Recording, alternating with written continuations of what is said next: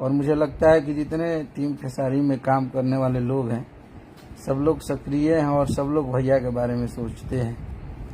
तो जौन चीज़ के आप लोग के नॉलेज नहीं खे वो चीज़ के बारे में आप लोग मत बोली जा। और फसल कौना चीज़ के बने आदमी माने कोनो अपराध कइले बनी जा कि कोनो एथू कह दिले बनन आदमी की फंस गइल बने।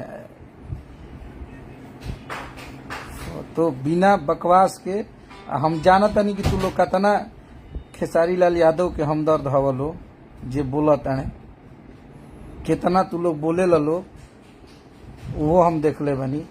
तो चेहरा बंदे कर दलो तो बढ़िया रही। आप अपने बारे में सोचिए, आपका जीवन कहाँ है। आप दूसरे पे आलछन लगाने से पहले कि सब लोग मिल के बर्बाद कर दिए तो तू कहानी खा के मैंने कहाँ से बर्बाद तारा हमनी के लोग नहीं है भाई।